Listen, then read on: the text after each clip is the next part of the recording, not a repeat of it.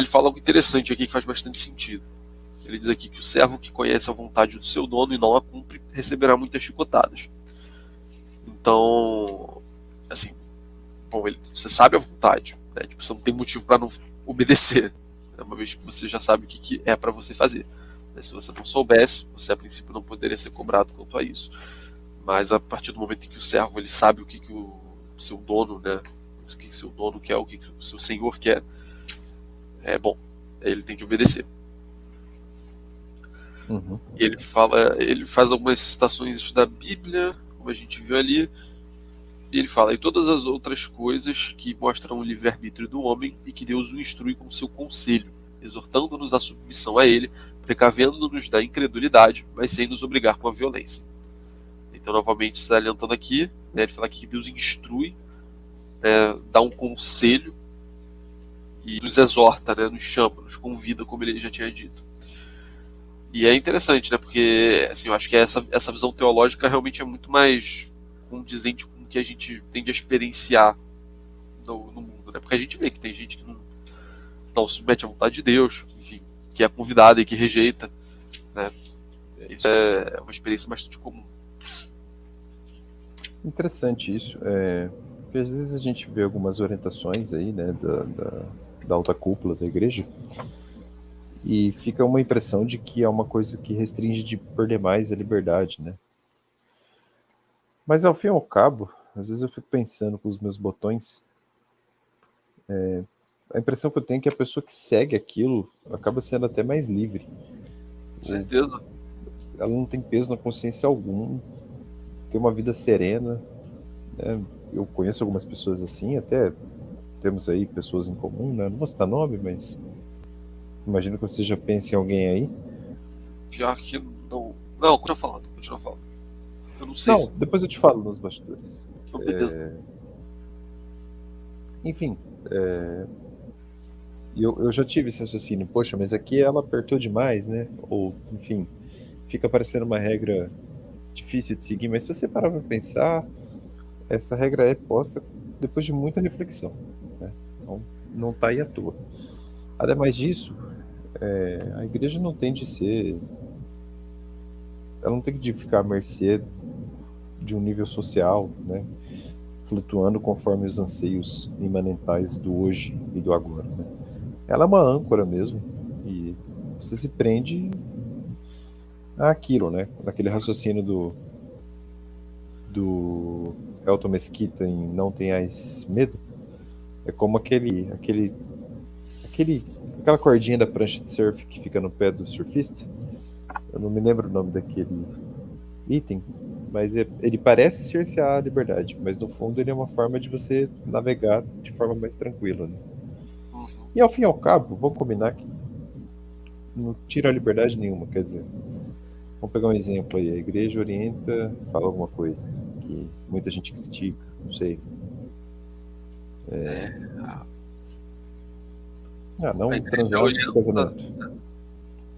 Eu ia dar um Na exemplo verdade, nessa direção, mas o seu é melhor. É menos é, polêmico do que eu ia falar. eu digo, será que é um negócio tão absurdo assim, né? Eu digo, a gente tá a gente vive um negócio tão reverberado hoje, tanta influência, tanto estímulo, né? Que fica parecendo uma missão impossível, mas eu conheço muitas pessoas que seguiram e que, sabe, o tempo passa, ok, se case e pronto. Então, às vezes é um exagero, né? Não, isso não, nem aquilo, nem aquilo. Mas curiosamente, eu vejo, eu não conheço nenhuma desgraça por quem seguiu o preceito. Agora, por Sim, quem não seguiu, eu conheço muita desgraça, né? isso é verdade. Doença, gravidez indesejada, destruição de família e assim vai. Bem Não tô observado. falando que quem fez é a pior pessoa do mundo, não é isso que eu quero dizer. Eu tô falando que se você seguir, a tendência é que dê muito certo, assim, na tua vida. E também outros falam, mas essa sensação de culpa, não sei o quê. Cara, a sensação de culpa, na verdade, é um mecanismo que mostra que você tem algum tipo de guardião de consciência, né? Sim, sim. É mesmo assim como o corpo, sei lá, solta sebo, ou faz uma crosta de sangue numa ferida, a sensação de culpa atua sim na psique. Quer dizer, essa é a diferença, né, da psicologia atomista para freudiana, por exemplo. Na freudiana é uma coisa meio que assim, aceite que você tem vícios, lide com eles e que se dane, né? Então, encare dessa forma. O tomismo não, pera lá. Você pode equilibrar os vícios com virtudes, né? Então, é aquela ideia metafísica de que, olha, isso aqui é a falta do bem, a gente tem que preencher isso aí com o bem, né? E assim vai. Enfim, reflexão Sim. longa. Não, é verdade isso aí. E também é aquilo, né? Essa coisa da Não tô falando que é liberdade. fácil, Não, sim, mas depois que você chega lá é muito mais fácil. com certeza. Tipo, e querendo ou não é aquilo, né? A liberdade a pessoa tem, a pessoa gosta de dizer que tem. No fundo, ela serve justamente para você abrir mão dela mesma, de certa forma. Porque se você parar pra pensar, né? Quando você escolhe uma coisa, você está excluindo as outras. Quando você dá prioridade a uma, você está deixando de escolher as outras. Então, a liberdade ela é boa justamente porque ali diante das opções você pode escolher aquilo que lhe parece melhor. É isso que é legal da liberdade. E, e é isso, né? Até se a gente pegar a liberdade como sendo isso, né? Simplesmente um poder fazer várias coisas, né? Quando você escolhe, por exemplo, seguir a castidade, né? Não fazer sexo antes do casamento, como você mencionou, isso ainda é um uso da liberdade. Né? Quer dizer, você ali, né, dispondo de várias opções na sua vida, né, modos de proceder no relacionamento, você escolheu, não, eu quero esse aqui. É justamente porque você tem essa capacidade. Né? Você pode escolher aquilo que você identificou como bem dentro das possibilidades todas. Né? Então, liberdade, liberdade, liberdade. Tipo, no fundo, isso serve para você tolher vários. Tipo, você precisa ver vários caminhos, mas justamente para você escolher o melhor, né? Ou alguns melhores, ou excluir alguns. Né? Então, realmente não faz muito sentido essa ideia de liberdade como uma coisa assim. Parece que ela serve para alguma coisa muito antes do que ela mesma ser algo que tenha muito valor, sabe? O Elton Mesquita dá outro exemplo que eu acho muito bom, falando desse exagero de liberdade, né? Que na verdade não é liberdade nenhuma, é só uma histeria. Né? Bom, um tenista como Djokovic, né? Por que ele é genial? Ele é genial. O que é Hã? que você falou? Pianista? Um tenista como o Tenista. Djokovic só é Ah, genial. bom dia, pessoal. Rapidinho. Bom dia, Bom dia, pessoal. Arthur, Thiago, Pedro Lemes. Pedro soltou um texto lá no resenhaforense.com.br. Fiquei de Tá começando a fazer ver. traduções, tá mandando super bem. Ele tá tirando sarro ali. Voltando ao exemplo do Elton Mesquita, ele deu um exemplo do O bagulho do Djokovic ou programa dele. de qualquer um tenista grande, assim, né? Que assim, por que um tenista tal é bom? Porque dentro das linhas do tênis e da regra do tênis, ele age de uma maneira fantástica. Agora, o que o excesso de liberdade traz? Jogando num paralelo aí para a vida em sociedade, para o tecido social e assim por diante, é que a pessoa quer pegar a bolinha e aceitar que ela pode quicar duas vezes, e isso seria um ponto, e assim vai. Só que não há genialidade, nem grandeza, nem mérito nenhum aí, né? É só uma histeria, é só veja o que eu posso fazer. É Sim. basicamente isso. Eu não sei se você acompanhou, eu fico sabendo por tabela dessas coisas. Eu fiquei sabendo até por alguém da nossa bolha aí, não sei o nome da pessoa, até passei a segui-la no Instagram. E ele fez um texto, cara, se me permite, é muito interessante. Eu não vou citar nomes, tá? Mas alguém fez uma festa aí, dessas bem caprichadas, é, com influencers, né? Com pessoas Ah, grandes aí da grande mídia. Foi uma festa, assim, de arrancar o cu da bunda, literalmente. E aí, literalmente. deixa eu achar aqui o texto dele. Só um segundinho, Aldrin. Desculpa. Não, tranquilo. Parece que desvirtuou o assunto, mas tem a ver com Não, livre-arbítrio, desvirtou de não. novo. A gente tá. É o Mas o assunto de texto. hoje. Eu achei o texto dele muito impactante. Deixa eu só achar a conta aqui no Texto Instagram. de quê? Texto de quê? Eu vou citar o autor, eu não vou citar os nomes, tá? Aí quem quiser vai atrás depois. Para evitar Nomes qualquer. mencionados no texto, você diz. Isso, mas eu vou citar quem escreveu, quem o escreveu. Deixa eu achar o Instagram dele aqui, só um segundinho. Tranquilo. Cara, como é que é o nome dele? Tchá, tchá, tchá. Tu chegou a me Deixa mandar eu... esse texto? Se eu te mandei, não. Peraí que eu vou abrir o Instagram no celular, eu vou naquele... Ah, mais recentes, sabe? Não Aí eu sabia que leio tinha daqui essa. mesmo. Tem. Pera lá, Ih, seguindo. tu mandou um mesmo, hein? Eu ouvi um É, mesmo saindo da sua boca. foi. Ó, o nome dele é João L. Rothschild. Não sei pronunciar. Você não segue. Olha o texto dele. Deixa eu achar aqui. Ó, quem é fulana? Né? Quem quiser saber, procura lá depois. Uma moça famosa com um grande número de seguidores nas redes sociais. É uma youtuber com sucesso e isso gera dinheiro. E que tipo de conteúdo ela cria para ter muitos seguidores? Ele pergunta. Isso não importa, afinal é uma cultura vazia, o nada sempre agrega nada. Descobri sua existência há pouco tempo, faz parte, e descobri que a referida moçoila participou de uma festa denominada Tal Festa. Não vou citar também.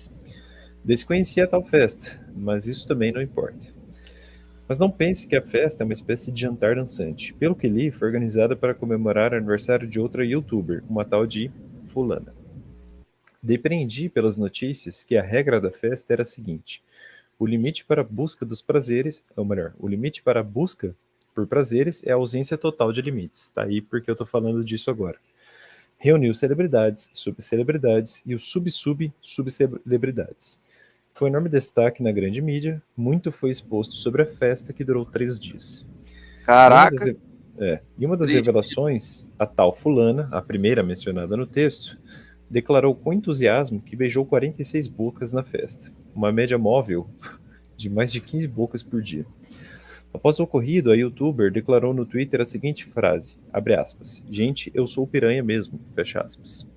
Bem, vivemos em uma época em que o óbvio precisa ser dito, então é compreensível sua declaração de reafirmação de posicionamento social.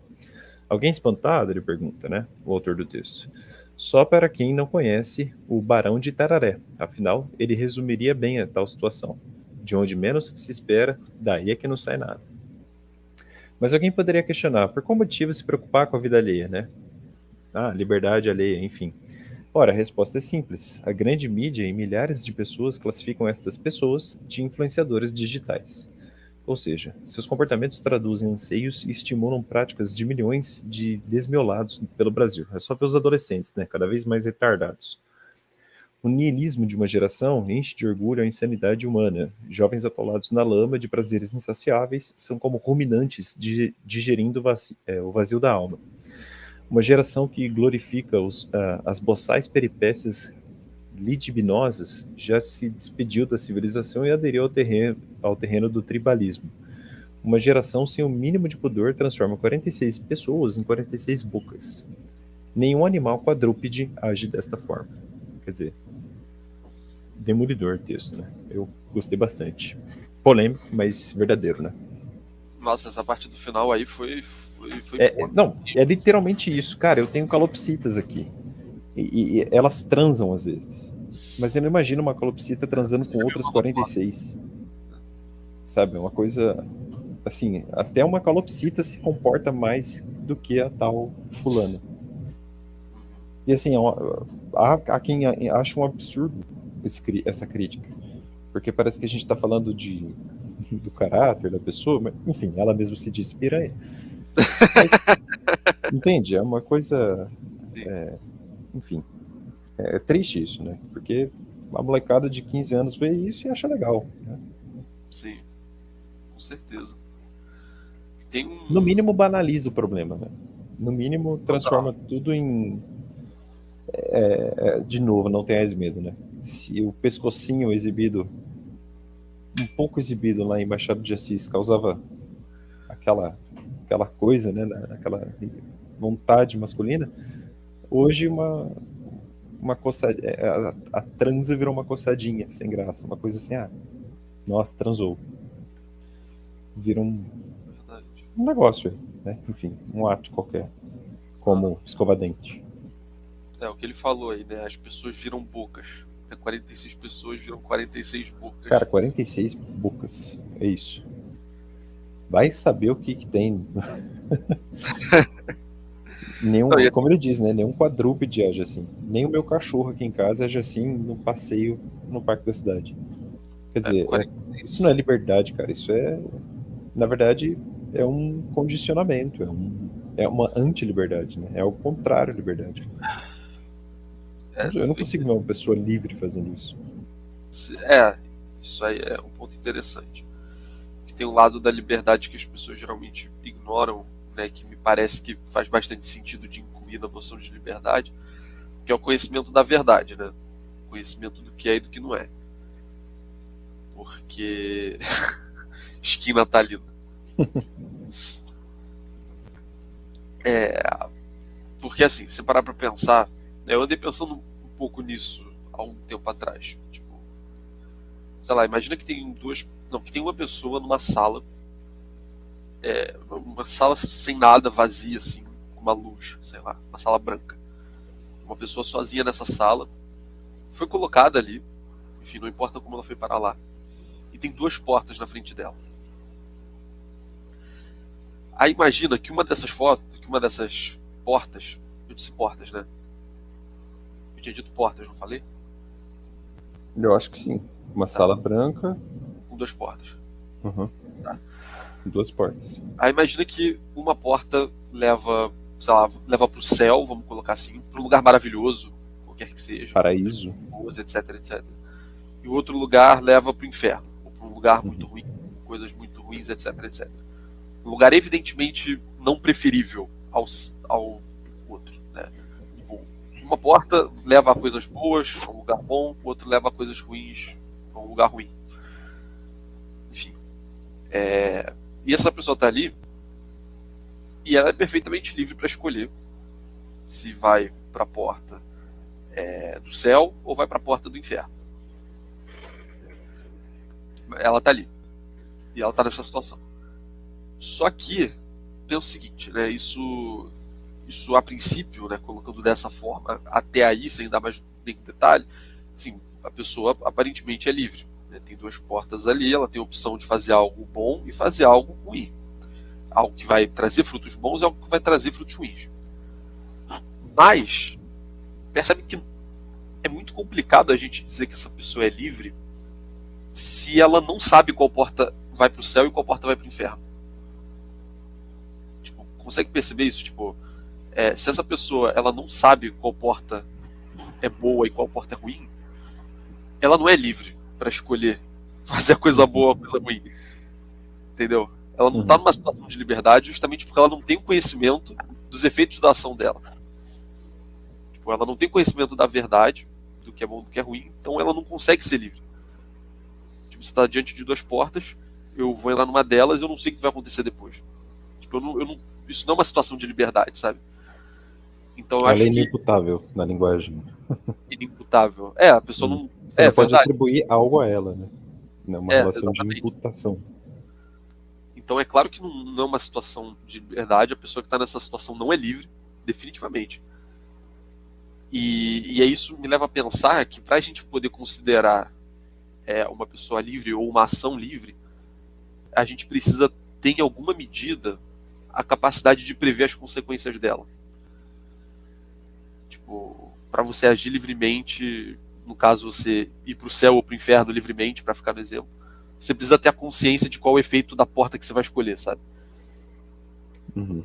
E assim, querendo ou não, isso em todos os momentos da nossa vida acontece, né? Porque a gente não consegue prever todas as consequências das ações da gente, né?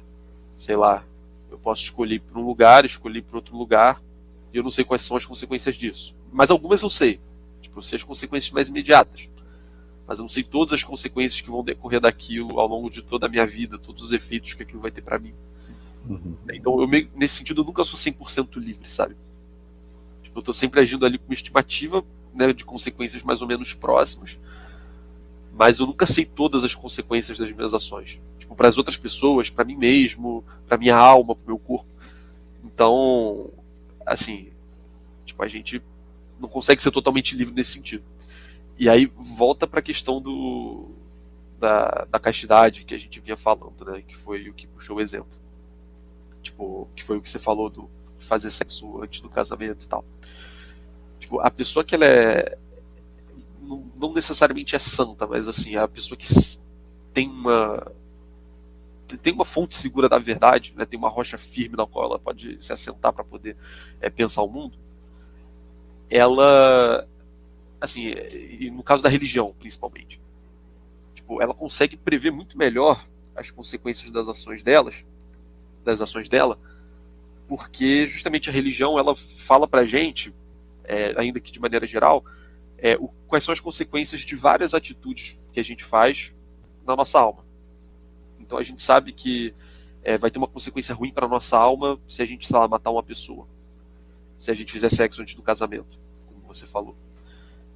E então a gente consegue ter uma noção, ainda que bem geral, né, ainda que não particularizada nos casos concretos, né? A Bíblia não ia conseguir abarcar todos os casos concretos possíveis, mas ainda que do ponto de vista geral, a gente consegue ter ideia das consequências eternas até das ações que a gente faz. Porque são consequências, tipo, a gente sabe algumas coisas que levam ao inferno e algumas coisas que levam ao céu. Porque Deus revelou isso pra gente. Então, por causa disso, eu acho que a gente é até muito mais livre quando a gente segue o que Deus revelou pra gente. Porque a gente sabe que aquilo é verdade e a gente sabe que tal coisa... A gente não sabe as consequências imediatas, mas a gente sabe que no final isso pode levar a gente pro inferno. Ou pelo menos vai deixar a gente um passo mais próximo do inferno.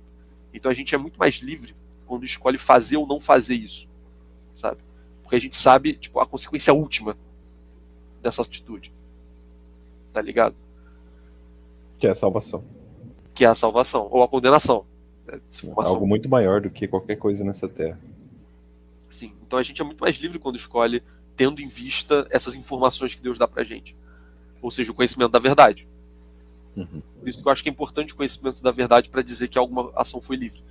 Você precisa saber a consequência. E Deus dá a consequência última de várias coisas que a gente pode fazer. Então ele faz com que a gente se oriente de maneira muito mais livre no mundo, porque a gente sabe no que vai dar aquilo. Ainda que não em todos os detalhes. Né? Mas a gente sabe que para nossa alma, algumas coisas são objetivamente ruins. Uhum. E outras coisas são objetivamente boas e nos aproximam de Deus. Então, eu penso nisso às vezes, assim, tipo, essa linha de raciocínio da consequência. Né? Tipo, eu não consigo hoje em dia ver liberdade sem consequência, assim, tipo, você precisa conhecer o efeito de algo que você está fazendo para aquilo ser livre, sabe? Talvez até tenha algo de causa final aí, né? Porque é justamente a causa final que vai definir o que é aquele movimento, né? Então, se eu para voltar, por exemplo, do início, né? Tem duas portas. Se eu escolho a porta do inferno ou a porta do céu, sem saber que é a porta do céu ou a porta do inferno, isso não é uma escolha. não é uma escolha, exatamente. É um Eu não fato escolhi. relevante. Sim. Eu não escolhi aquilo porque aquilo meio que inclui as consequências daquilo, sabe? Uhum. Então. É um azar. É um azar. Algo externo a mim. Tipo, não depende da minha liberdade. Eu não tenho liberdade na situação dessa. Sabe? É meio absurdo achar que você tem liberdade numa situação desse tipo. E aí, é claro, é como se a gente estivesse a cada momento da nossa vida dentro de uma sala dessa. E Deus é justamente o cara que dá a informação de fora e fala: olha, essa porta é do inferno, essa porta é do céu. Então a gente se torna mais livre com o fato de Deus revelar as coisas pra gente. Agora, claro, na realidade é muito mais complexo, né? Você não tem literalmente uma porta do céu, literalmente uma porta do inferno. Né? Mas é uma boa metáfora. Mas é uma boa metáfora. É como se a cada segundo você tivesse várias portas, algumas levam um pouco mais para perto do céu, outras um pouco mais para perto do inferno. É como se fosse um corredor com várias portas, né? Tu tem que sempre estar escolhendo e no final a gente não sabe onde dá. Enfim, a gente tem esperança de que chegue no céu, mas... Ou naquele corredorzinho quentinho do purgatório, que, ai, pelo menos dá uma chamuscada aqui, mas resolve. Exatamente. Exatamente. Exatamente. E é isso, assim. Eu penso nisso às vezes. Acho interessante. É, muito interessante mesmo. Você sabe que quando eu escrevi o curso de delito, tentava encontrar paralelos, né, digamos, com a teoria do pecado da teoria do delito. Santo Tomás escreveu algo interessante na Suma, se poluição noturna pelos padres, se ela seria ou não pecaminosa, né? Poluição? Poluição noturna, quando o homem naturalmente ejacula dormindo. por excesso de sêmen, enfim. Até por um mecanismo fisiológico, né? Enfim, não dá para ficar eternamente sem ejacular. E aí o Tomás conclui o seguinte: olha, se ele não teve pensamento promíscuo nenhum antes de dormir, não pode ser pecado, justamente por isso. Pelo exemplo que você deu, né? Quer dizer, ele não agiu deliberadamente para um mal. É um fato bruto, né? É uma coisa anatômica. Agora, se o padre teve pensamento promíscuo antes de dormir e de algum modo enfronhou algum tipo de estímulo, ainda que indireto, e isso influencia a ter um sonho erótico, vamos falar assim, aí ele peca. Né? E isso, em teoria do delito, se chama actio libera in causa, né? Quer dizer, ação livre na causa. Então você enxerga a voluntariedade dele, você retroage o dolo, digamos assim, ao momento em que ele teve pensamento ruim. Embora na poluição noturna em si considerada ele esteja inconsciente, ele aceitou lá atrás, ao ter o pensamento ruim, um curso causal desse nível. Sim, Isso explica porque a pessoa que se embriaga demais numa festa, né, e depois, sem consciência, atropela enquanto dirige, ela responde pelo delito. Sim, perfeito. Com culpa, com dolo, mas enfim, você analisa a conduta quando ela está tomando a bebida.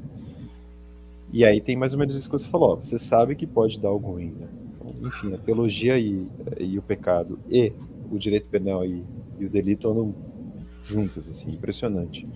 Deve ser maravilhoso mesmo, tipo, estudar essas duas coisas juntas. É interessante, é interessante. Por isso que, sei lá, a moça que... eu tive um colega de graduação e ele engravidou a namorada e tal, e não sabia. E ela teve um aborto espontâneo, né? E ele falou, cara, a única coisa que me tranquiliza é que foi espontâneo. Porque, enfim, né? Não tinha o Claro, que fazer no fim. foi assim, é meio que assim, a vida a Deus pertence, entendeu? Se foi espontâneo, foi natural, não teve remédio, não teve nada. Mas ele disse, olha, se eu ficarei com peso na consciência, né? Total. Interessante isso. É verdade. Pô, interessante. Oi, Bianca, tudo bem? Ah, a Bianca tá aí. Bom dia, Bianca. Nem sei se ela tá mais aqui, mas é isso aí. Ela mandou um tempão. É, ela tá aí sim. Enfim, Enfim, legal. discussão Legal, boa e reflexões. longa. A gente vai 37,4, eu acho.